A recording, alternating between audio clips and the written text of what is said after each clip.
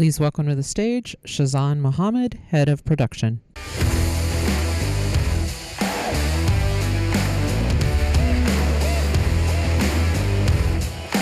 Hi, everyone. I think one of my favorite touches of the conference that I was telling quite a few people yesterday was the ice cream. I love ice cream. My fridge is always full of them, and it was a great touch to have the ice cream here in this afternoon. So, it's great to see all of you holding one and trickling in. But what a wonderful last 48 hours it's been since the reception and also the workshop before that. It's been fantastic to have all of you here, making the trip from far and wide, coming in, and then also participating in all the talks and the discussion around the conference. One of the things that's been most exciting is while we've had the 6 tracks for the breakouts, it's been amazing to see how many different industries that have been represented, from AEC to IoT, infrastructure, reality capture, as well as new R&D projects all coming all along. One of the things that has also been clearly obvious is the different types of runtime engines that have been used. It's fantastic to see that our investment into that, as well as the broader community's investment into the different applications that are being used, is reaping rewards, and the community is growing overall. The other thing that I noticed was how much curated data has played a role in advancing how we create 3D geospatial applications. Quite a few years ago, it was always a challenge with the fragmentation of data. Every organization, every city, every state had different ways of having their data represented and available on the internet. And being able to download that, piece it together, was the challenge. That's why Cesium has taken a keen interest in creating data sets like Cesium World Terrain, imagery, and working with commercial partners to bring large data sets that are global scale and are useful to get started building 3D geospatial applications. Clearly, the big inflection point in that was also Google adopting 3D tiles for the photorealistic data set. In that line, one of the more recent organizations is Overture Maps, and they're helping create community data sets for the whole world. With that in mind, I'd like to invite Amy Rose, Chief Technology Officer of Overture Maps, to give us an update on what they're doing at Overture. Amy? Thanks so much.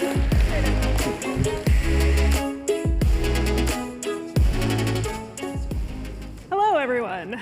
So I hope everybody's had a great 2 days like I have. It's been really great to meet new people, talk to people I haven't seen in a little while. Today I'm going to talk about one of my favorite topics, which is data, and who else is really like, yeah, okay, so I'm sure other people find us very charming at social engagements. So, but data, I love it. You can't get away from it in this industry, and I think that's a good thing. When I started my career, if you can imagine, the World Wide Web was brand new. So if you think back to that time, it wasn't like you just go download data. In fact, digital data was pretty scarce. And so when I was doing things like modeling, analysis, visualization, which there was very little of that, I thought one day we'll have all the data. It'll all be there, and all of this will be easy. And here we are today. We're generating actively and passively data all the time, but it still hasn't really made that easier in a sense, because that data is still, in a way, as was just mentioned, very difficult to get at. It's very difficult to put it all together, to make sense of it. So while all that data does open new pathways to new discovery, we still haven't really mastered how to put it together very quickly and very efficiently to get to those points. And so when we talk about data, yes, there's a challenge of the data explosion, but we shouldn't look at that as a challenge. That's an opportunity. What we should look at is the challenge we have to solve is this conflation tax, which is that cost to integrate data that we all continually pay. It's over and over again, and we're all doing it duplicatively. How do we solve that challenge, that big challenge of interoperability? And also, when you think about geospatial data in particular, you have the challenge of different sources, different organizations may represent the same feature, the same real-world entity in different ways. And so now you're talking about not just putting data together, but you're talking about trying to contextually and semantically link information. So how do we solve that challenge? And that's why Overture Maps was founded. They were founded in 2022. How many people are familiar with Overture? Okay, this is great. This is great. I actually don't have to talk to an audience who already knows what I'm going to say. So they were founded as as a foundation underneath the Linux Foundation. And the founders were AWS, TomTom, Microsoft, and Meta. And these companies came together because they were all building a map that didn't necessarily differentiate them in their business, but they all needed it to do their work. And so it's the same story that we always tell and live each day in any organization, which is you have to build that map, you have to build the data, you have to put it all together just to do what you need to do to add value to your business or to your organization. So they came together and said, let's not just build data together to eliminate the redundancy, but let's do it in an open way, and let's do it in a way where we're building interoperability in from the start so that we can engage a bigger community in this idea. And so it's not just built for the members of Overture, it is an open project. And the idea is that anybody comes and engages, but that we're building it not just for members, but for companies that are building their own geospatial products, probably a lot of people in this audience, developers, again, a lot of people in this audience that need data for their own maps, but also data providers that want to integrate data very quickly and participate in that kind of ecosystem, whether it's open data or proprietary data. And so Overture has what we call themes. We have 6 themes. It's data underneath those. The idea with these themes is really just to build kind of the basic structure of the map. What we're going for is completeness, coverage, global coverage, and freshness, not necessarily richness of detail. What we want to do is think about what is pre-competitive. What are the things that everybody's doing or data that's already commoditized that we can put together, that we can bring from the best sources of open data or that others are willing to contribute as open data for the first time. Bring those things together, and that's the starting point. And why that's important is because we're not going to do it just once. We're going to do it in a continuing, repeatable way. Our data is released right now at a monthly cadence, and this image is to really show you you don't necessarily have to pay attention to what's going on, but just the fact that with every release, this is over the course of 9 months, we're making changes to all the data all the time. We're improving the data, adding new sources. We might be making changes to the schema. We might be doing new validation processes that change what goes out in a release. And so the idea is to build pipelines that can handle that kind of reliable, repeatable integration of data and bring a lot of different organizations together to do that and to build that and build it one time. And it's important that we continue to make the data better, not just because people use the data and we want to do a good job in what we're building, but because it is the foundation of the interoperability that we're building. And really, when you think about Overture, I hope you'll take away one thing, that it's, well, I love to talk about data. The data is really the foundation for the interoperability. That piece of, okay, we got all this data. Yes, we are doing some of the integration, but that might not be all the data you need. You might have other information that you want to attach to, let's say, buildings that I just showed, and you need more than just a geometry and a height. Or maybe you have information that you want to just link with any of our other themes. You may not want to rely on just what we are releasing. So we have to build in that piece to allow you to easily integrate that. And it should really distill down into something as easy as a column join. And so this is what GERS is for. This is what GERS is meant to do. To be a universal framework for structuring and matching data across those systems. The idea is to make it simple, to make it easier for all of us to communicate with our data much faster and easier, so that that's not the limiting factor in terms of innovating and building new technology, new analysis, new visualizations. And if you think about the core of this, it's definitely with the ID. So we have an ID called the GERS ID, unsurprisingly. And while I'm thinking about it, we're still trying to track down the person that actually called it GERS for the first time. Not the best term, but it stuck, so here we are. But we have an ID, and that's nothing new. We have unique IDs all the time. But what you need in addition to the ID is for that to be open, it needs to be global, and it needs to be entity-based, meaning that it references real-world entities, meaning this hotel will have, so the Lowe's Philadelphia Hotel will have its own GERS ID. This building will have its own GERS ID. The address associated with this building will have its own GERS IDs. Because those things change and evolve over time, and we want to make sure that those have independent references and that we can track those and have lineage to those. And so I've already talked about how the data acts as essentially the reference map or the anchor for which all of these references can be made. So we all are referencing the same entity. We all know, hey, this building, whether you represent it differently in your data or not, is all referenced by this ID through the ID system. But just an ID system is not enough. You also need kind of the rest of the framework, the things that give you lineage, the things that help you with traceability, the things that allow you to know whether an ID is still active or whether it's not in the data anymore and why, or whether it's changed. Because otherwise, as everybody is linking their data together, something changes because the map will change, whether it's because there's an actual change on Earth or because data is better. And you want to make sure that you're able to persist those changes throughout that entire ecosystem. And so the data change log, which is important, it tracks what has changed for consecutive releases.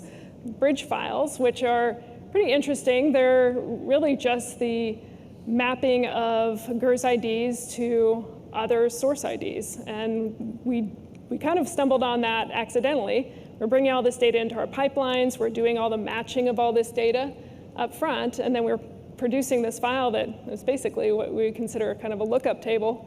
And we thought, hey, people might find this useful because not all of that data, we're not going to have 4 buildings in our release. We're going to have one building that maybe is the assembly from 5 different data sources. But that intermediate product, it might be really important for people that are also using those sources because it gives them an immediate mapping between those. And then finally, the GERS registry, which is a record, basically the phone book for GERS IDs. Record of every GERS ID that ever existed, its location, its lineage, kind of what it's doing now, where it's been, the whole tracking mechanism, and persisting that release over release. So anybody can look that up at any time. And up until today, we had the reference map in the ID system. So if you've been working with Overture data, any user would be like, okay, yeah, I've used the data, and there's an ID in there, and that's great, but I don't get GERS. But today, we actually included the rest of the framework. And with our June release, this is the first time that GERS has actually been in general availability. So it's been a pretty exciting day for Overture because this is something, like I said, the data is very important to us, but the big vision is that interoperability. And so getting to this point where we can provide that comprehensive framework for interoperability is really huge. So I hope that you'll go check it out, take a look, and most importantly, provide feedback. That's the beauty of an open project is it's not just Overture saying, here's something, but we want that feedback back. So I'm going to quickly close out with one of my favorite topics, data enjoyers. This is actually a sticker that we made after an in-person meeting. We all work remotely, and we got together to kind of plan out GERS about a year ago and kind of thinking about user personas, and the data enjoyer was one of those. And it kind of stuck. It doesn't really necessarily capture the kinds of people that are currently using Overture data, but we still use it as a term. So I'll leave you with a couple of what probably aren't necessarily data enjoyers, but definitely data users with some Overture data in the wild.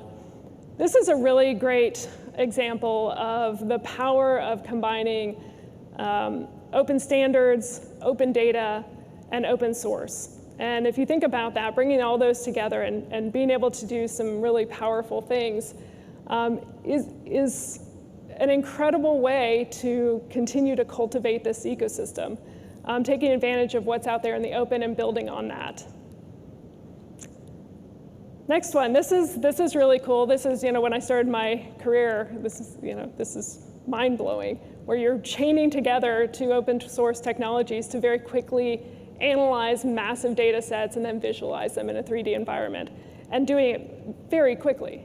So if, thinking back on my career, it's like, wow, where was this all my life? But that's a great example of the power of bringing together just different open technologies to do kind of the full scale of work that you're trying to do. And then finally, I think this might be my favorite just because it shows the power of the open source community. The open source community to create and share and then innovate together on things that are out in the open. And so I hope that you'll kind of take the ideas around this, and if there's ways that you would like to participate in Overture, absolutely reach out to me. I encourage you to check it out. And I'm really glad to be able to be here today and talk about it. So thank you to Patrick and Cesium for having me. And I know, just based on what I've seen, that you're going to really enjoy the next couple of presenters. Thank you.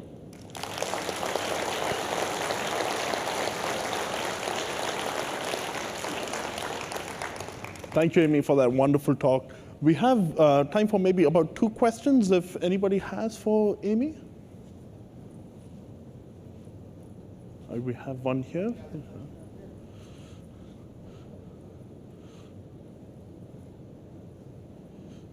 All right, thanks.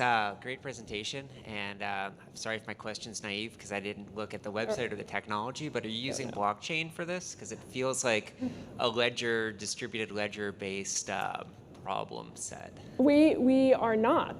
That was actually a consideration, and we went round and round about whether that was a good path forward, and ultimately decided not, because we wanted to be able to make it as open as possible, meaning if somebody had a data set where, let's say, you have a data set of buildings and half of your buildings match Overture, but maybe we don't have the other half, and it's proprietary data and you can't contribute it, but you still want to be able to assign IDs that make it work with the rest of the system. And that's not really possible in that kind of environment. So we want to make it as simple, as easy, as open as possible. And so, yeah, it was considered, but. Okay, great, thanks. You have a question from Amanda?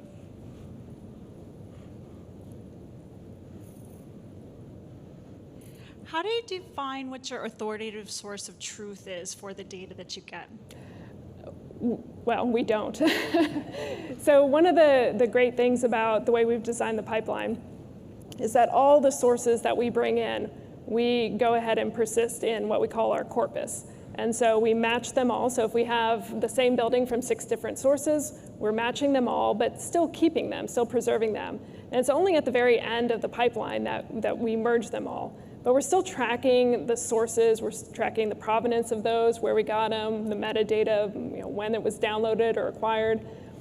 And the value of doing it that way is then between the release and the bridge files, which gives you, all the sources that went into the release, what you can do then is, as a user, say, hey, I can evaluate this myself. And if I don't like this particular building that they picked from this particular feed, I can go to a different source and insert it. And it's really meant to be that modular. Thank you for those questions. Amy, I'd like to wrap up by asking one question of my own. One of the things that we love to do as part of the open source community is to give beginner issues that new members of the community can contribute to and get started. What is the beginner contribution that somebody can make to Overture Maps? What's the smallest thing that somebody can get started with? I would say the smallest thing is link your data through GERS. That's a very easy one. But I would say the next thing, particularly for developers, we're about to flip the switch to make all our repos public. And so one of those is the matchers, the things that the code that we run to match features. And if you want to contribute to those, branch those, whether you contribute back to Overture or branch it out anywhere, I think that's a great way to get involved too. All right, thank you so much, Amy. Let's have another round of applause. Thank you. Thank you, Amy.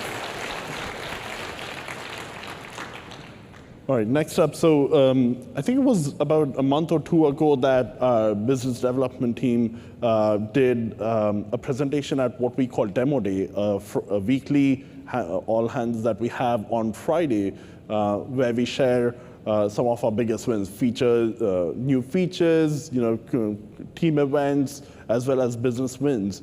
So our business development team introduced what Kelsey has been doing. So Pete is the owner of VCTO Labs, and he's done an amazing capture of both the outdoor and the indoor of Alcatraz Island. So I'll turn it over to Pete to give us his story.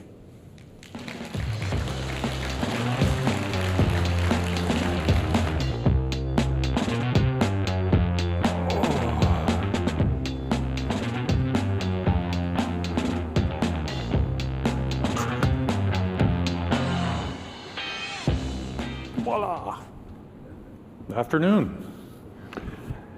I get the privilege of getting to tell you about a career highlight for me. This was absolutely a blast. But first, a little bit about who the heck am I. So I make my living making good stories better with the technology I love, which is reality capture. And I have always thought it's almost like cheating, right? And you guys would understand this. You put a beautiful three-dimensional model in front of people, and odds are you've got them, right? And it's magic, and it never gets old for me. I'll go anywhere. I'll try anything above ground, underwater. I'm literally looking for a great story that I know I can make better or breathe some new life into. So when the conversation about Alcatraz began, it actually started, so I have a long history working with the Park Service. I spent 25 years in AEC, specifically AEC Tech, background civil engineering, land surveying, so like all of you, I'm spatial, okay? This conversation began with, hey, we're concerned about sea level rise on this island, on Alcatraz. Can you help us understand what might be coming? And I said, I know I can, but I have a question for you. Tell me about your existing digital assets. And as most clients, well, yeah, still most clients, their response was, digital what? So, okay, we're gonna start at zero. So I leaned in, because I was excited anyway. It's like, look, I wanna scan the whole island, every space, inside and out, from the air, from the ground. I wanna pull out all the stops, and we will tick the box specific to the original need of understanding the effects of sea level rise. But I also know, because I've been doing this a long time, that once they see the data, magic happens, literally. This is my favorite part always, is when that question comes, well, what else can we do with this data? So just a quick bit of history, because most people associate Alcatraz with one thing, and that's the federal penitentiary. But there's a tremendous amount of history and archaeology on this island, which we were able to see. It was another one of the just amazing privileges of being involved in this project. So, my gosh, since the Ice Age, the Native Americans have been on Alcatraz and in the San Francisco Bay Area. And this just is the first known artist rendering of Native Americans doing their thing out in San Francisco Bay. Jump forward a bunch of years. This is the first known photo of the island. Nothing on it, it's just a bare rock. But if you notice the date, things are beginning to spin up with the gold rush, okay? And there's also a rumor of war beginning to spin up in the US, specifically the Civil War. So look at the difference in 7 years. So in terms of modern infrastructure, Alcatraz began as a fortress, basically to secure San Francisco Bay. And it was festooned with guns. This huge encampment up on the top of the hill there, that's known as the Citadel. You'll see it when I get to the data, you will see that when they built the federal penitentiary, they literally scraped that building, the Citadel, down to the lowest level and built the modern cell house on top of it. So there are these layers, and this goes on throughout, across the entire island, that there's these layers of history, Civil War era and before, coming up to the federal penitentiary and call it the modern era. So in red, there's the Citadel, but there are all these guns that completely surround the island. So it was literally to keep an eye on the Confederates and to secure all the gold that was coming out of California, leaving via San Francisco Bay. There's a great story about how we almost went to war with the British because some British ship came into the bay and the captain didn't understand or respect or pay attention to the protocol about raising certain flags, and he almost got blown out of the water, and we almost went to war with the British about 1861, something like that. So I just call out the Citadel because you're going to see that again. Jump forward again, Alcatraz becomes a military prison. You know, if you went AWOL or, struck an officer, misbehaved in the military, you probably got sent to Alcatraz. And it was horrible. I mean, we're talking dungeons, nasty stuff, okay? And then the version of Alcatraz that most folks are familiar with, the federal penitentiary opened about 1910, 1909, something like that. And the worst of the worst, of course, were sent to the Rock. Worst of the worst being either the most notorious, some of whom you see here up on the screen, or the ones who had a long record of escape or escape attempts. So who's who, top left, that's Al Capone. He, by the time he got to Alcatraz, he was in bad shape. Tertiary, basically the final stages of syphilis.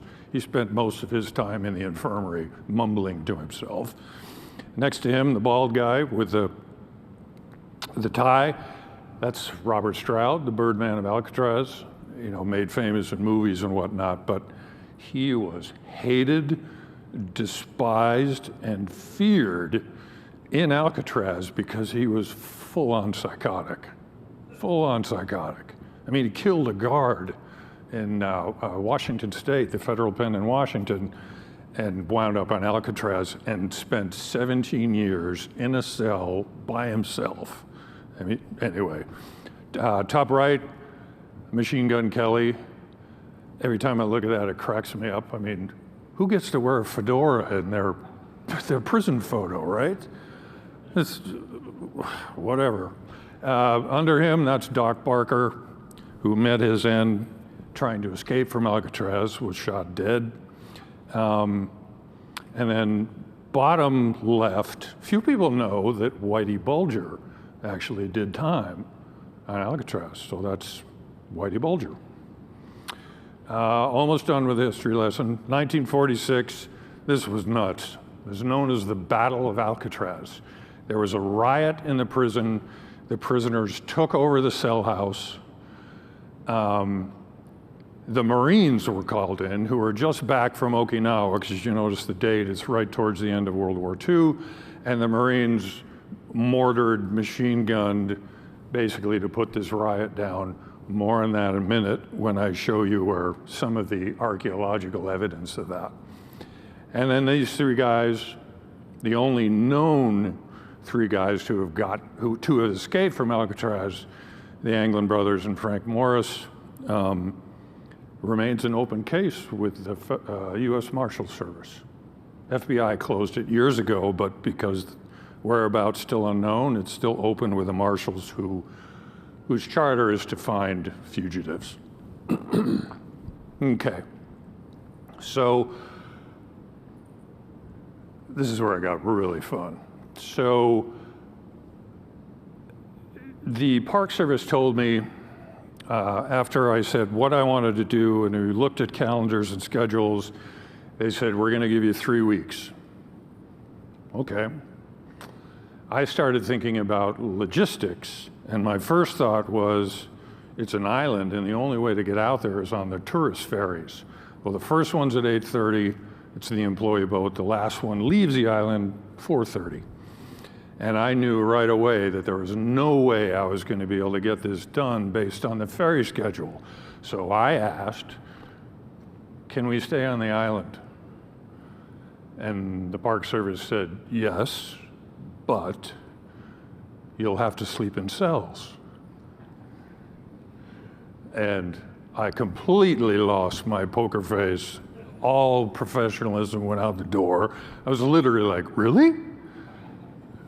Okay, what's that gonna be like? Well, there's no food, there's no water. You'll be camping. You'll have to bring everything in and take everything out. You'll have to take care of all your bodily functions from a water fountain and the public restroom.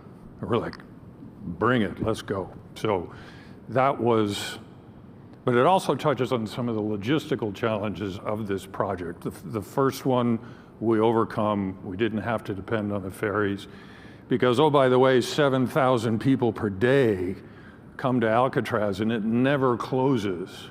So my team and I, we had to work around that and keep everybody safe and not ruin anybody's holiday, that type of thing. So do I even have to say how cool it was to spend 3 weeks in a cell in Alcatraz? It was amazing. And, you know, buy me a beer tonight at the Franklin Center and I'll tell you stories and stories and stories. What was cool is I thought for the first couple of days that I was in the Birdman cell, but it turns out he was 10 cells down. But we were in D block up on the 3rd tier. So cool. Okay, so how did we start? Start where all of these type of projects should start, which is setting up a survey control network. Meaning everything, I'm a civil survey guy, everything has to be tied to the ground with as high a degree of accuracy and precision as possible, or I don't want to play, frankly. And these guys just killed it. We had like 60 GCPs, ground control points around the island. One of my favorite statistics I know will resonate with all of you as spatial folks, 6 millimeters.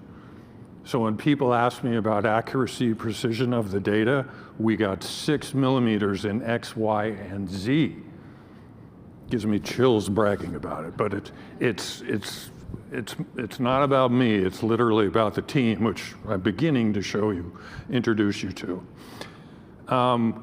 We flew drones, and a lot of them,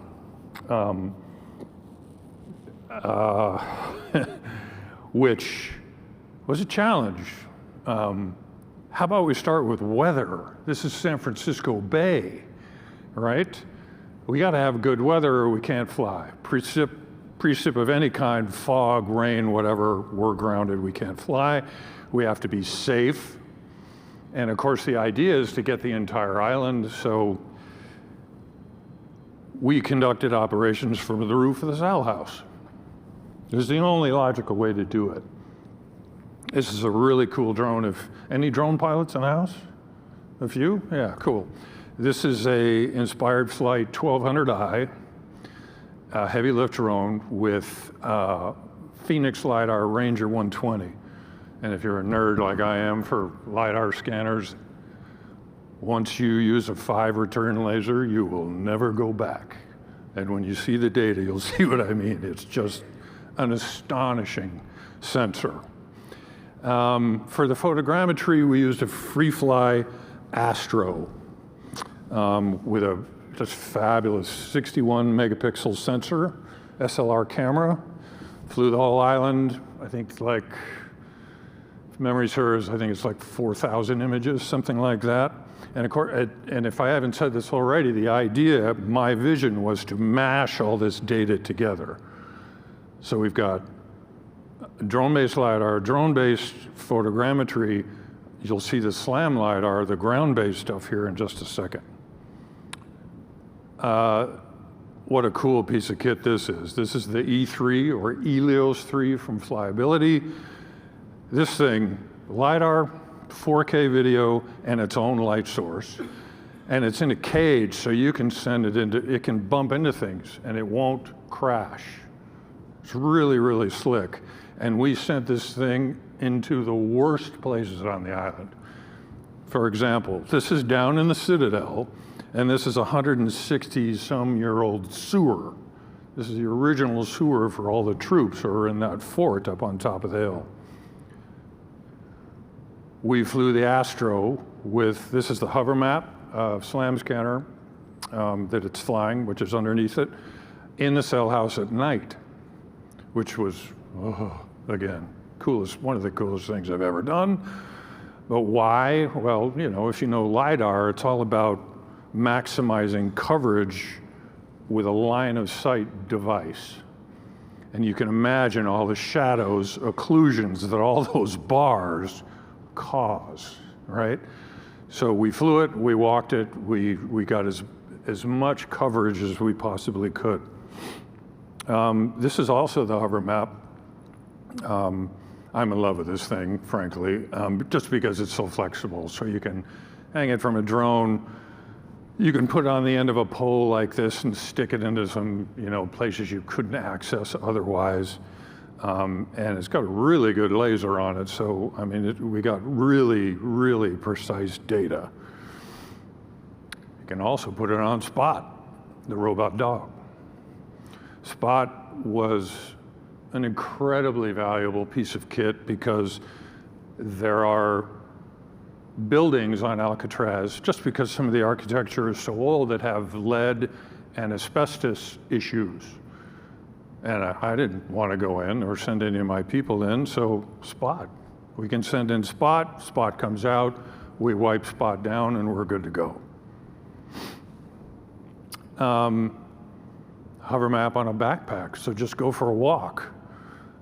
And just in the last year, you'd notice that RTK antenna on the rig, getting survey-grade data using a base station, the GCPs, et cetera.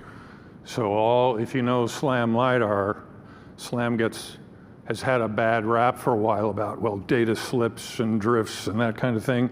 Well, the RTK makes all that go away. It's really, really cool. And to be able to scan that fast versus terrestrial laser scanning, you know, on a tripod and having to scan, move, scan, move, scan, move, I'd still be there if we'd, you know, 3 weeks, the 3-week window, literally I had no choice at the time. We can't use terrestrial laser scanning, TLS, we're going to use SLAM. But my friends at Phoenix LiDAR said, look, you know, Regal is a partner of ours, and a lot of the lasers we fly are Regal. We were chatting with them, they'd like to come, can they come?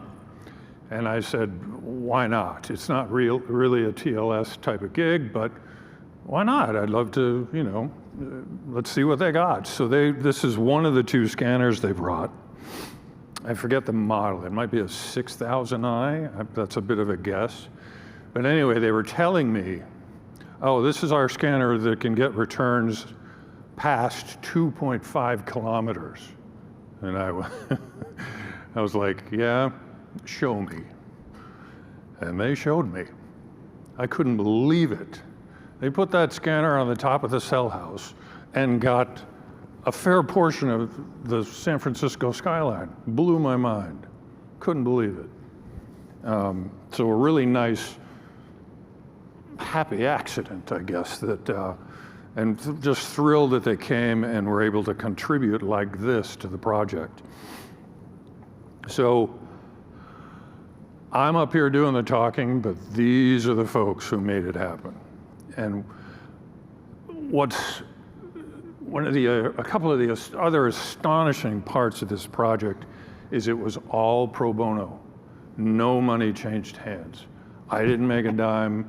Nobody you see made a dime. We just did it. That's pretty cool. But technically, some of these people in their day-to-day might actually work for competing companies, competing for market share in the reality capture or data space. None of that mattered. Everybody showed up. I could tell you stories about hovering around the computer and somebody would say, oh my gosh, come here and look at this. You have to see this. And then somebody else might say, hey, can I show you something? And it just became this, I describe it as a unique, a once in a lifetime gathering of technology and talent. So can't say enough about the team and all these folks who showed up.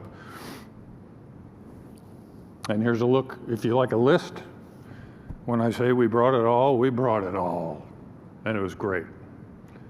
And this is one of the things I feel really good about this project is I doubt there's ever been a collection like this, a collection of technology like this on a project before. Because for no other reason, nobody else could afford all this stuff, right? None of this stuff is cheap. And then on the software side, more of the team members that, I wouldn't be up here having this chat had it not been for the generosity of these folks. And you might see a familiar logo or two. So the team, there are these like 3 things that had to happen to make this project successful. First is the team. The second was by the first, maybe second day, I had another problem. And that was, it seemed like every other door the team or I went up to was locked. So I'm freaking out, sweating time. I go to the Park Service and I go, I had a problem. All the doors are locked and nobody knows who has the key or somebody's on vacation. And she was so cool. Facility manager said, sign here, handed me the keys to Alcatraz and said, don't do anything stupid and don't get hurt. And amazing. Or else, again, it wouldn't have worked. So permission, access, huge components to a project like this. And then finally, this is where I really was freaking out.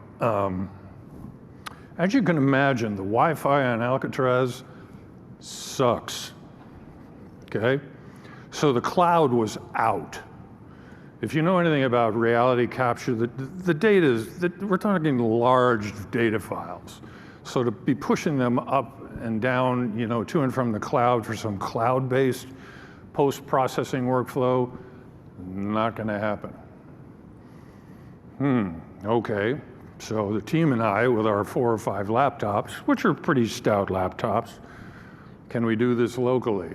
And the answer was clearly no. So as I'm sort of slowly dying in the office, thinking my career is over, one of my guys said, hey, I've got a friend at AMD, let me make a call and see if they can help. 24 hours later, this prototype supercomputer showed up from FedEx and saved the project. So again, if you're a hardware techie kind of nerd like I am, Threadripper Pro 7995WX, 96 cores, half a terabyte of RAM, and I've forgotten the GPU, but some NVIDIA GPU that made all the lights dim when this thing was running. I mean, it was astonishing. But this thing saved the day because it enabled us to scan, come into the office, dump the data, do the QA, QC. I could check the box, that one's good. Sorry, that one's not, it's gonna have to be redone. And we could do this so quickly. Because even if some of the apps we're using weren't written to take advantage of all 96 cores, I could still stack up sessions of each app until I saw in the task manager the RAM running out or all the CPUs being used. Speaking of which, I've been looking so forward to showing this slide in this room because I knew you'd get it. You know, I go to the task manager and it's just sizzling along. This is a reality scan, you know, Control-Alt-Delete. And I've made a sound frequencies and only dogs can hear. And I'm like, guys, you have to come see this, you have to come see this. And just astonishing. So that machine is really, really something. And kudos to Epic Games that Reality Scan is written to take advantage of all 96 cores. If you didn't know that, super cool. Well, how about some data? This is the drone-based LiDAR, nothing else. So remember I was sort of, my comment about a 5-return laser, oh gosh. The chief pilot for Phoenix LiDAR said, you know, I've been at Phoenix all this time and been doing flights all over the world. This is the most dense, most perfect, whatever. I can't remember the exact term he used, but he was just like, this is my #1 highlight reel thing that he's ever flown. But it's gonna get better.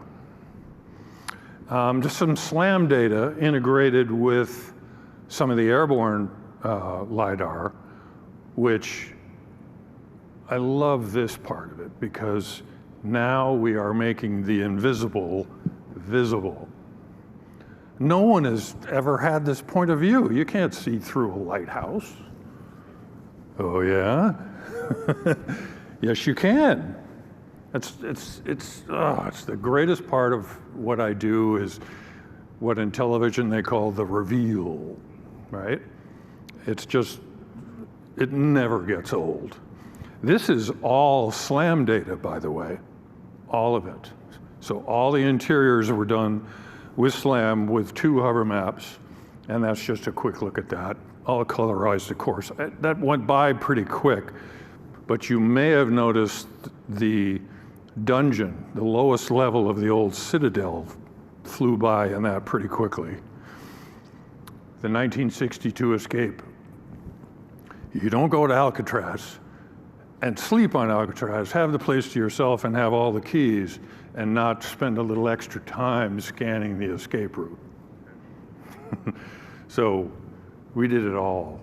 I was too old, too big, and too fat to fit through the hole that the guys got out of their cells in, but Jeremy made it. And then if there are any construction concrete types, so the picture on the right is from the utility corridor that they chipped their way out of their cells and gained access to. I don't know whether it translates well, but that is the worst looking concrete I've ever seen, which adds into how they were able to dig their way out of a concrete cell with a spoon. It's because the concrete was so awful in terms of quality. That's the utility corridor on the right. They climb up the pipes every night for weeks and then sit up on top of the cells. There were 3 tiers of cells. They'd get up on top here and do their work, making rafts and life jackets and paddles and all this other stuff. So the black and white inset is an FBI photo from the investigation after the escape, but it's in that same space of the color photo. And it begs the question, how in the world could they build all that stuff at night in a concrete and steel box? You'd think somebody would have heard them. Well, I don't know whether it's, yeah, you can make it out in the black and white photo. They hung blankets. And this was genius, because see if I can make a short story of this. Alcatraz was kept immaculate. Somebody was always sweeping, buffing the floors, whatever. It was spotless all the time. Well, the escapees came up with this idea when this work order came that they wanted to paint the space at the top of the cells. They start painting and purposefully kicking dust, 70 years of dust off the edge so it fell down onto the cell house floor. Everybody starts complaining, oh, we could hang blankets to keep, the dust under control. And the guard said, okay. So they had the place to themselves. I mean, to me, it's just amazing and of how they were able to pull that off, but that's how. That's sort of a cutaway of the utility corridor going up those 3 levels, shows the pipes they crawled up, and then the air vent that leads to the roof of the cell house that they got out on top of. Remember the Battle of Alcatraz, 1946, the riot. Another crazy story. So that's me climbing up into the north gun gallery, which is completely off limits to visitors. And there's some crazy stuff up there because of the battle. So condensed version of this story is the rioters hatch a plan months in advance. One of the guys is chosen to be the guy who is going to crawl up, get into the gun gallery somehow through the bars, overpower the guard, get the guns, and take over the cell house. How does he do it? Starves himself for 90 days. For 3 months, he doesn't eat, he becomes a skeleton.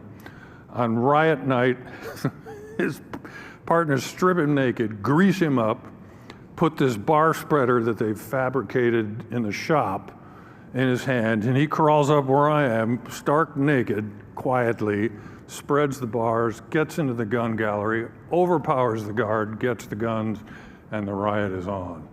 It was nuts.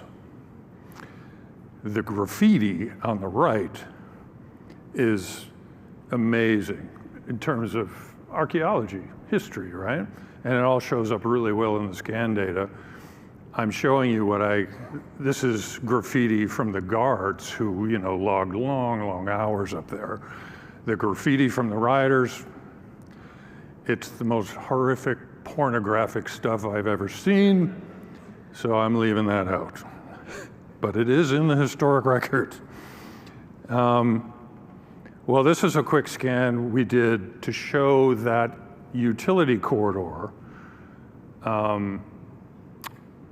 in cell block D. This is where the last 3 of those rioters during the Battle of Alcatraz holed up until the Marines up on the roof jackhammered holes into the roof and dropped hand grenades, and that was the end of them and the end of the riot. Crazy story, but it was to be able to gain access to spaces like this was where you can see shrapnel damage, and up in the gun gallery there's bullet holes in glass. I mean, it's crazy stuff. Although this is monochromatic, this is building 64 if you've ever been to Alcatraz. This is right down on the dock. Essentially what you're looking at is modern construction built on top of the original Civil War gun batteries. So the lowest level there, those are all gun ports. And when we section into the data here, it gets really easy to differentiate between Civil War era architecture and modern. And the dead giveaway are the arches in the masonry and the 10-foot thick walls where the gun port is. I mean, really, really something. The modern construction above is where the guards and their families lived. These were literally apartments full of really interesting stuff. I remember seeing these and going, wow, that's like me when I was a kid. I had posters on my wall. Most of them are those great paper maps at a National Geographic magazine, but whatever. But these are teams that have been renamed or don't even exist anymore. Thought it was great. I actually looked it up. I'm like, well, how could I put a timeline on this? And it's late 50s, like 58, 59. The Helios, the E3, the drone in a cage. We sent this down into this bit of confined space, and the Park Service literally had said, we don't even know what's down there. Nobody knows. Had like 5 padlocks on it, confined space, danger, go away, da-da-da. Well, I had the keys. We sent the E3 down in there. Civil War era, again, arches because of the masonry. And we actually discovered something that Park Service doesn't like me to talk about much, but it has to do with oil that fueled this, the 2 boilers in the powerhouse. It's a bit of an environmental problem, but still, I thought that was great. Hey, you didn't know it existed, now you do. Now you know what's down there, so when mitigation comes up, you can formulate a plan on how to clean that up. So flying the E3 in here in the powerhouse, because this, talk about steampunk 1930s Frankenstein movie, this space was really cool, except for when the E3 would fly over something and 120 years of dust, would then fall onto us because of the prop wash from the drones. This is multispectral imagery, which I just threw in. Again, if we're going to Alcatraz, I'm bringing everything whether they want it or not. What does multispectral do? It's typically used in agriculture. But as the name suggests, it's a multispectral camera that takes red, green, blue, but then two different frequencies of infrared that's not visible to the human eye. Well, I don't know whether it's visible. Oh, it is. You see this circle? It wasn't, you couldn't see it on the bare asphalt out here on the, it's called the parade ground. It's just this vast sort of parking lot of concrete. One of the rangers said, that's got to be the helipad from back in the 60s, 50s and 60s. So that was cool. I mean, it was subtle, but I thought that was, hey, that's a bit of actual, sort of aha, eureka moment thanks to the project.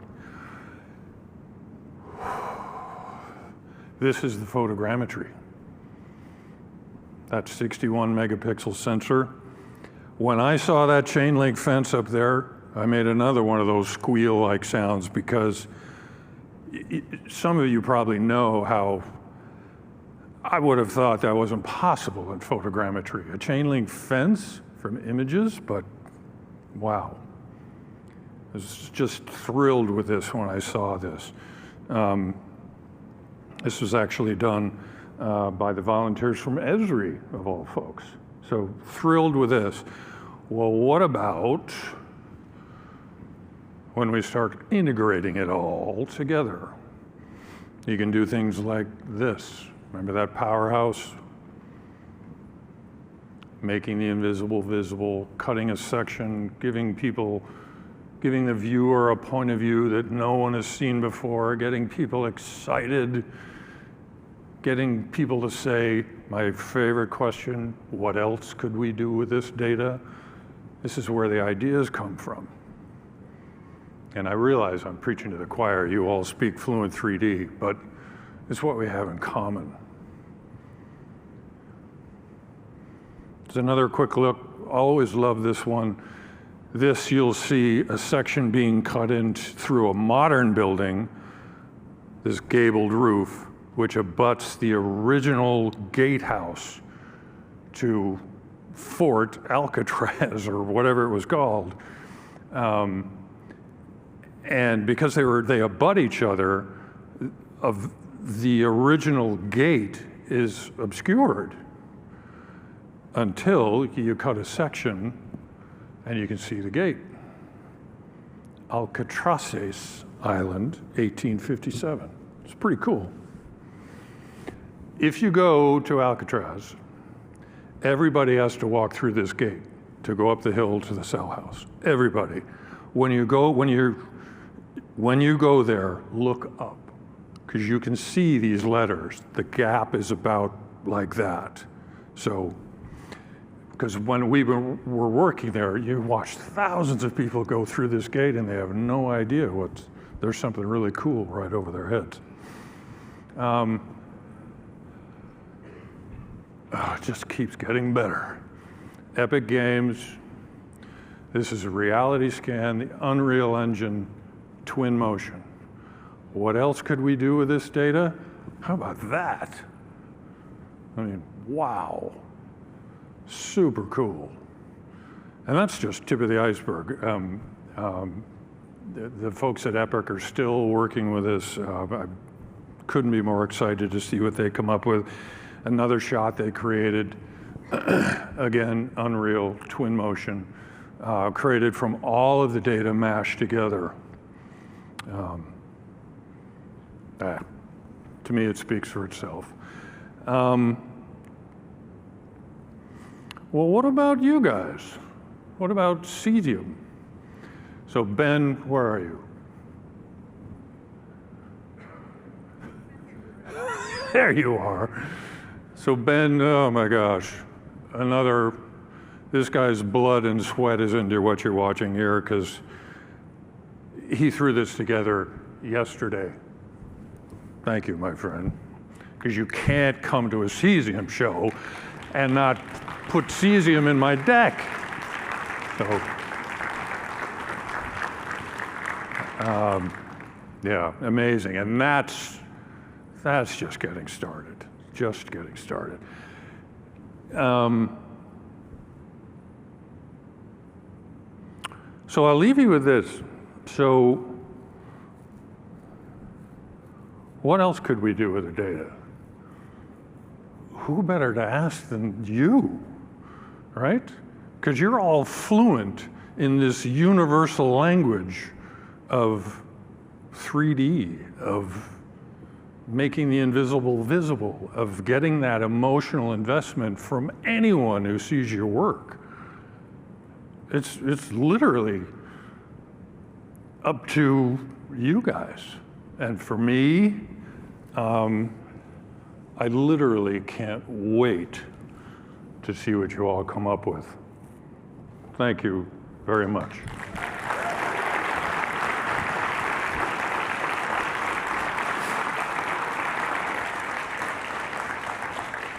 Pete, that was really awesome and inspiring to all of us here.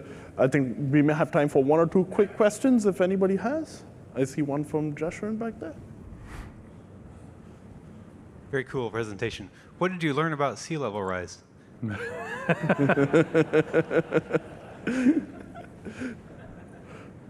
It's coming. I'm trying to think of something totally benign, neutral. We ticked that box. Yeah. Any other questions? Maybe one more? We have one here. Yeah, I was wondering if this data would be published at any point. Yes. When is the unknown, but because it's Department of the Interior, Park Service, eventually it's going to be everywhere. Because at the risk of over answering the question, what I really hope happens selfishly, the world's first virtual national park. I hope. That'd be awesome.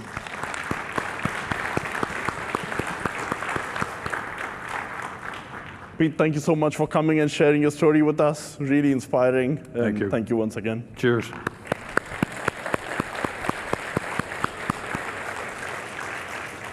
So I think one of the things that Pete's talk, as well as Amy before Pete highlighted, is the importance of data. And one of the things we like to focus on at Cesium, whenever we introduce a new feature, a new capability to the community, is the ease of access and lowering the barrier to entry, creating early wins from that new feature. And a lot of the excitement here has been around what we've introduced in Cesium Ion as part of this conference, in introducing new capabilities powered by the technology behind iTwin Capture for 3D reconstruction and reality analysis and Gaussian splatting. So I wanted to do two quick back-to-back stories for the community members in this conference being able to take advantage of that features and really pushing the boundaries that really highlight how we embody and create that early wins and that hero in an hour sentiment. So I want to invite first Mary Moor and then Victory Igbinobaro onto the stage to share how they've taken advantage of these features just in the last 24 hours. Mary and Victory?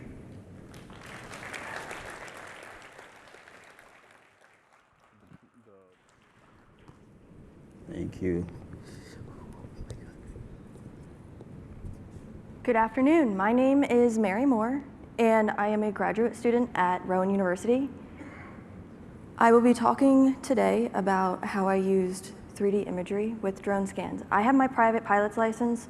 I also added on to have my drone's license, and something that I really wanted to do for my senior project at Rowan University was to be able to bring a 3D virtual environment to the students, and not just a virtual environment, a VR environment that they can explore.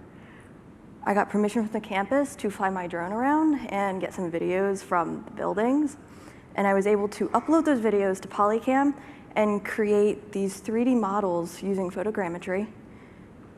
And we were able to create this 3D world of Rowan University. Today I'm going to talk a little bit about Cesium, and with Cesium Ion. While we were here, they released something new. They released being able to do splats when you upload into Cesium Ion. The first thing I did was I took my drone videos and I actually extracted different images. I made sure to get all around. This is our statue of the mascot, which is the owl. And I made sure to get every aspect of the owl.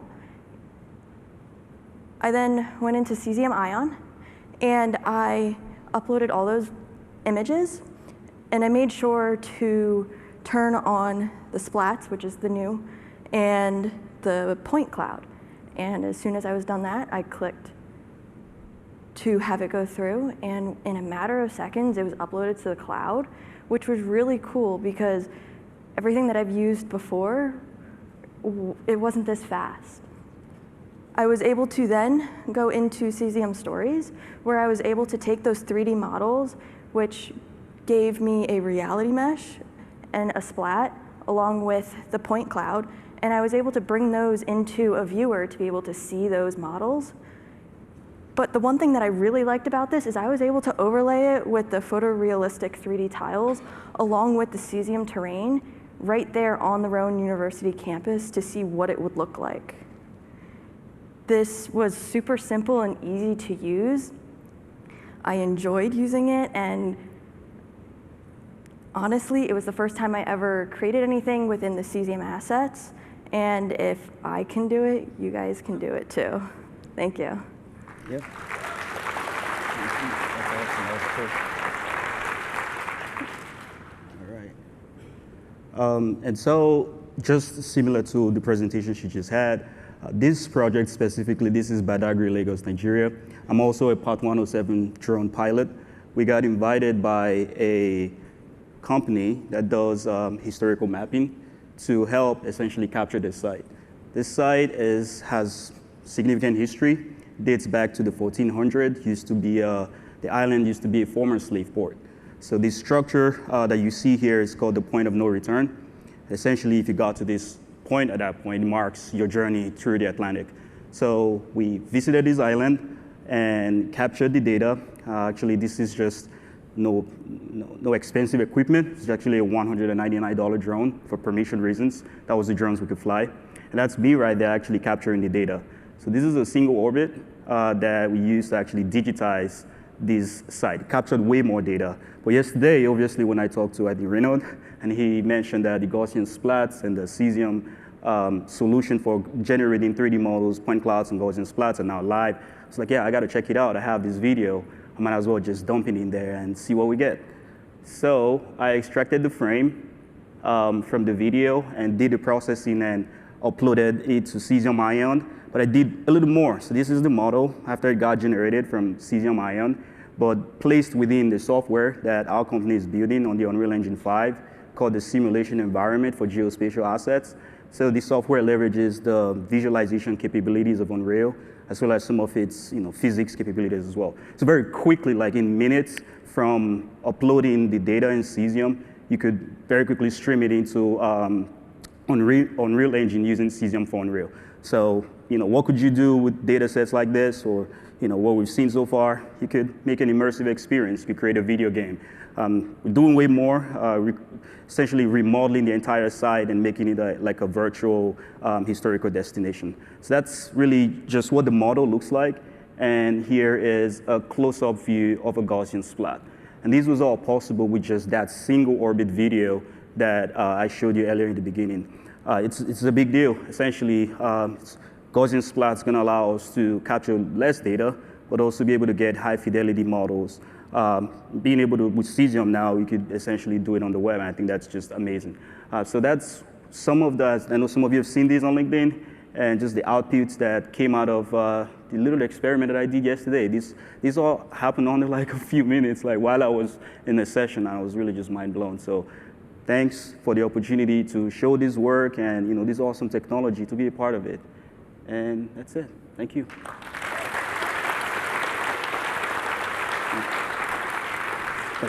Thanks, Victor. Wow, the two stories that Mary and Victory have told are really embody what we try to do as part of Cesium and enabling these technologies. For Victory especially, completely candid, I was in one of the sessions that ended at 11 a.m., called Victory right after that, and by 12 he had videos in the slides.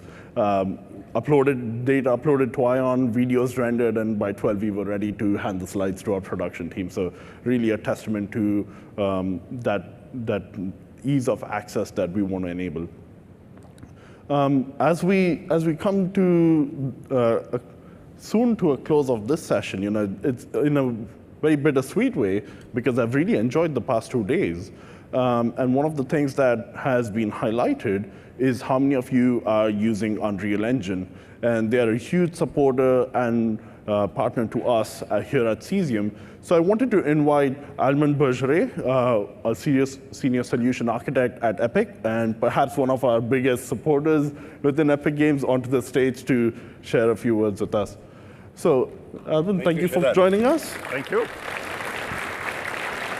Thank you for inviting me to the stage. Alban, can you tell us a little bit about your journey into 3D geospatial? Oh, it's a long journey. So first, my role at Epic Games as a solution architect director for enterprise is to animate a team of solution architects dedicated to different verticals of our enterprise activities. Because, of course, we do gaming, we do a lot of gaming, but we do also a lot of enterprise with Twinmotion, with reality capture, which is now reality scan mobile, fab, and all these kind of tools. And we target different verticals, automotive, HMI, architecture, with Stephen Phillips, who was here on Monday giving a workshop. And and personally, myself, I'm dedicated to simulation and geospatial at Epic. And so the journey with Cesium started in 2020. Yeah.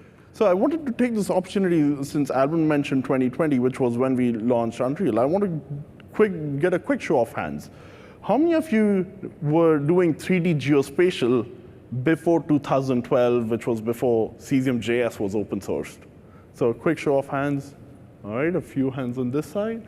How many of you did 3D geospatial before 2020, so perhaps using Cesium.js? All right, many more.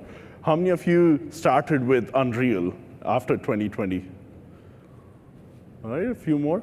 So Alban, based on that, what have you seen in this conference that has really excited you, especially with regards to Unreal Engine? Yeah, so what was really exciting is the acceleration of activities we had with the Cesium for Unreal plugin, the acceleration in geospatial. I remember in 2020, we wanted to have the support in Unreal Engine of 3D tiles because the One World Terrain project from the US Army was based on this format, the well-formed format. And then we reach out to Cesium and say, hey guys, could we work together on having a solution to display the dataset in Unreal? And you say, yeah, sure, let's do it. So we crunched a lot. Kevin here did a really fantastic job on doing the plugin. I did a job on writing the georeferencing plugin. We put that all together in an application named Project Anywhere that you can still find on YouTube. And then we have done the first integration of Cesium. And since then, it has been totally or constantly evolving. You integrated new feature. In the beginning, it was just the Cesium terrain and the OSM building. Then you had the 3D tiles, or the 3D, the Google photorealistic tiles. On our side, we did Unreal 5. We introduced the double precision. We introduced Lumen, Nanite, PCG, all that stuff. And all these awesome tools that we have been doing together enabled tons of new applications. And I was really happy this week to see different applications in totally different areas. Could be in space with the moon, which was not easy from an ellipsoid perspective, construction, architecture, and what was really complicated before has become so, I will say easy, but not totally easy, but really simple, that we see a lot of new activities and business growing because of the tools we put together.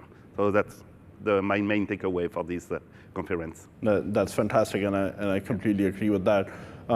In terms of us hosting our first Cesium Developer Conference, you and I have been to many conferences, Unreal Fest, of course, GeoInt, ITSIC, and others. What is your take on the conference we've hosted here? What are your thoughts and takeaways? So at Epic Games, we also organize the same kind of conference that we name Unreal Fest. It happens in different time of the year. We had one early June in Orlando. We'll have other one in Stockholm, Korea, Japan, and such. And this kind of celebration or this kind of event is really a unique moment to gather all the community of users together and celebrate their achievement. Everybody is pitching their work, their accomplishment, their success, and that's what we see and that we are happy about, because we see that the effort we have been doing in our software are helping people. And it's also a unique way to engage with you, get feedback, and think about what we should be doing for the future. That's awesome. Yeah. So I wanted to open up the floor for any ideas or feature requests that you may have from Epic and Alban that they should be adding to Unreal. I already see a hand raised very quickly. Yeah, so my question goes to, do you see 3D tiles taking advantage of Nanite anytime soon? Really good question. You need to consider the problem from different point of view. There is a standard point of view, and there is a runtime point of view. 3D tiles is an open standard based on a JSON architecture, GLTF, which are open standards. If you look at Nanite, it's not an open standard, or at least not as today, and it's more a runtime way to do that. So we discussed that, but having Nanite as an open standard, it's probably not possible, but having a way to leverage Nanite from the 3D tile geometry might be something, or from the 3D tile, or from any static meshes that you can bring. The question is also about IP of data, so it's not an easy way. But back to that, 3D tiles are fantastic to convey photogrammetry data, lots of triangles, lots of texture.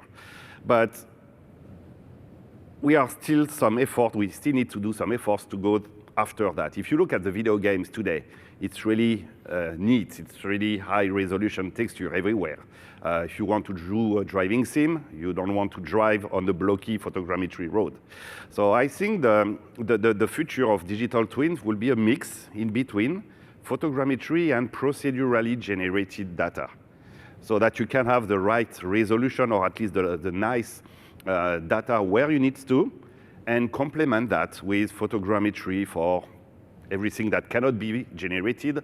Like, for instance, if you take the Eiffel Tower, nobody can generate the Eiffel Tower procedurally. It's stupid.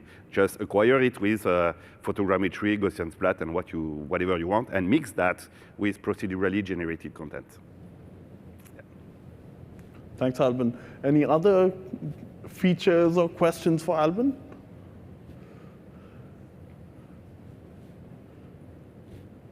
All right.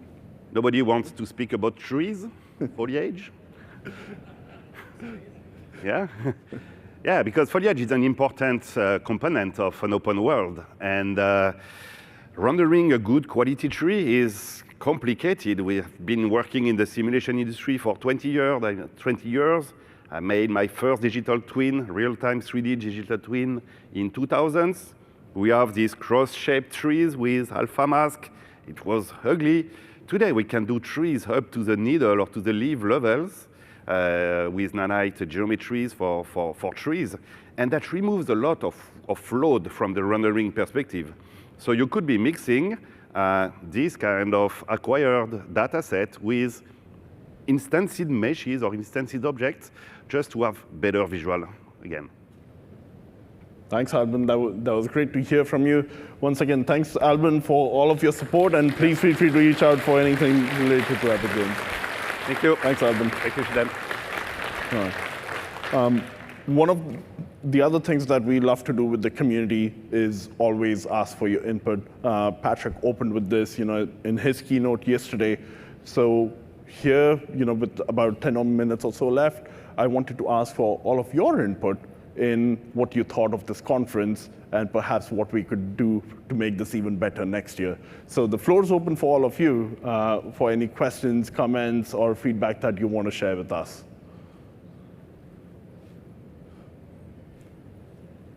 Any hand? I see one from David.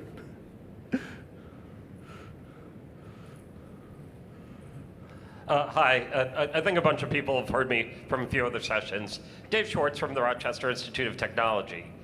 Not that it's expensive to get more space, but I'm thinking career booth. Yeah. Not necessarily, all right, here are the employers looking for jobs, but there's a fascinating disconnect. So during some of the presentations, I've gone onto some of your company's websites, hit careers, looked for Unreal, game, photogrammetry, you name it, and there are no jobs. But I know you're doing this work. So if we could, the case I'm making is if students were to be here, or the faculty representing the students, and can forge just be able to demonstrate the pathway that's happening, because for me, this conference is transformational. It's proving a whole series of points. I've been mailing all across RIT like you wouldn't believe. But at some point, I have to convince the students that there are pathways. If there's some way of starting that next year, portfolio review, career advice, like a sort of how did I get into this job, would be amazing. Maybe even a student session. That's maybe one of the pathways, and probably an easier sell than suddenly creating 1,000 new jobs. I think that's fantastic input, Dave. Thank you for sharing that. Maybe I'll do a quick show of hands. How many of you are hiring currently for a variety of different roles, engineering, product management, communications? All right, quite a few. So perhaps, certainly engage with Dave, engage with each other, and I think it'll be a fantastic opportunity for all of us. And we'll certainly take that into account for next year as well. I think we have one more question, feedback. Hello, my name is Yara. I'm kind of new to 3D creation, and I was introduced to Unreal Engine last year, actually through Create Access, which is a low barrier nonprofit organization. No, I love Create Access, but I do agree with that. I think as a student, I got a lot of information from these sessions, and I felt a little intimidated with how much information there was to begin with. I think having something where tech professionals can look at my work and give me critiques or give me some sessions that like kind of improve my learning would be very beneficial for the youth to come into tech. Great, thanks for adding that, Yara. Any others who want to share their feedback, positive or things we can improve for next year? There's a couple of hands on this side. Yeah. In my opinion, if there is a sentence that defines this conference, is choice paralysis. That there are so many options and so many things that I wanted to see, but I was unable because it was in different floors, at the same time. So maybe next time you can ask people before the conference to fill out in an app what sessions they want to attend, so that they can be reordered based off the input. Yeah, that's a great point. Yeah, we'll certainly try to do that more. The other thing I think we should say is there is an intent from us to make the videos available online as much as we can, so that we can watch talks. There were certainly some talks today, Gaussian splats and others that I had to miss as well, but certainly I want to watch the recording. So we want to make the content available online just like we do with all the other content we create for Cesium. Hi there, Max from Aerial Sphere. And kind of go off of what he just mentioned as well, even though there were so many amazing courses, they often butted up right against each other so quickly that if I was trying to make my way from one course to another, I often either had to miss the last few minutes or the first few minutes of the next presentation. So I think having even just like a 5-minute buffer in between would give that extra time to get from place to place, while still having just as many courses at the same time. Otherwise, everything we did attend was amazing though, so fantastic. Great. Thank you both for sharing that. We have a couple of hands here.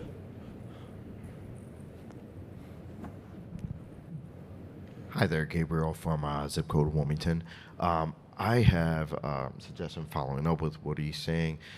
Perhaps keeping those sessions on the same floor would probably be helpful too, as opposed to us having to go up and down different floors and then trying to rush while the elevators are, being a little wonky on us.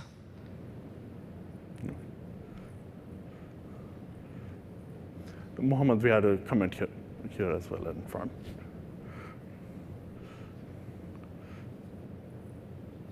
It might not be. Okay. Oh, okay. Hi, my name is Julian from Korea Access. This is my first time being at a conference like this, so geared towards 3D. One thing that I took away from this conference was geospatial data being used in real time in 3D, using Cesium data as well, and how they mix it up for different data types and how they use the data differently. One thing I would say definitely about this was probably having notebooks sometimes, like ready at some stations, because one thing I realized, like there's like so much stuff going on, and I want to write all these things down piece by piece, and sometimes I forgot to bring my notebook, and I was like, I have all these things I want to write down, all these accesses, all these websites, assets, and things to label down. But as I'm like going, similar to what they were saying before, going to like station to station to station, I am trying to write stuff on my phone, and there's like no actual time for me to do these type of things. But overall, it's been an engaging experience. Yeah, thank you for sharing that. We love our swag here at Cesium, and perhaps a notebook is a great swag we could consider for next year. We have maybe time for one or two more. There's one here.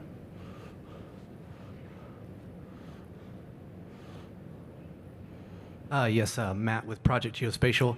I've been commenting to a number of your colleagues at Cesium about the app for the conference and how wonderful it's been to be able to find interesting topics and reminding me, and it's very plugged into the schedule. But I was struggling to find anything other than a two-dimensional map, and I'm curious if you know anybody in the industry that could make a 3D map of it for next year.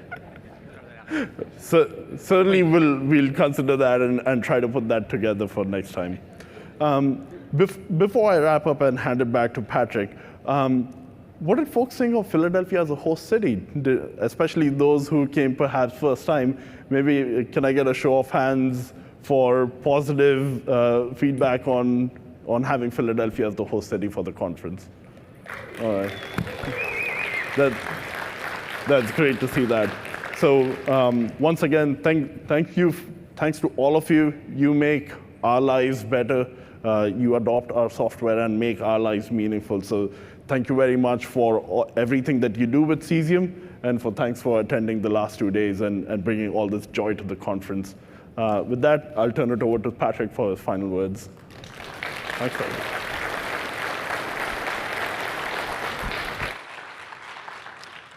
Thank you, Shehzan. Shehzan is a really amazing host, isn't he?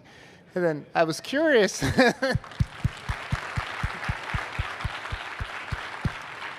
I was wondering if he had any slides prepared with any notes. There's these monitors right here, and these monitors are empty. So Shehzan did all of that off the cuff. Very nicely done. So folks, as I mentioned, this has really been a surreal experience, and I think just bringing us all together in person and seeing the breadth of the work that the community is doing, really inspiring. And yes, we did have so much content that sometimes some things overlapped, but I think that's showing how much work that the field as a whole that we're doing. I just want to do a few rounds of applause and then some logistics for the party this evening. So first off, I mentioned we had 14 presenters from Cesium and Bentley, and then 87 from the community. And then we also had a lot of community partner tables up there where we were having our meals. I just wanted to ask all those folks to stand, if we could do a round of applause.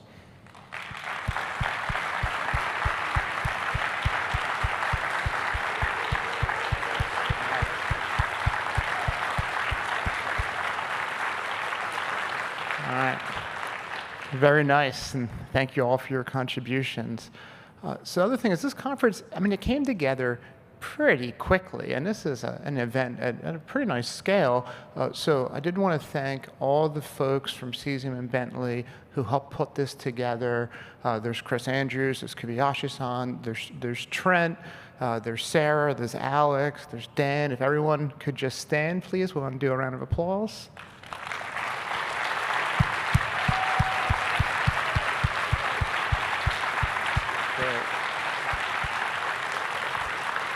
All right. Yeah, really impressive work, folks. And some of the folks are out there at the registration booth as well. So, all right. So then finally, the other thing I wanted to say was I think the Lowe's Hotel has been great to us. The AV setup is amazing, the way they're running the mics back here. And there's a ton of people behind stage. Everyone's commenting how much they love this screen. I can tell you there's a whole crew that's working super hard. All the service has been great for our meals as well. So just a round of applause for everyone from Lowe's Hotel.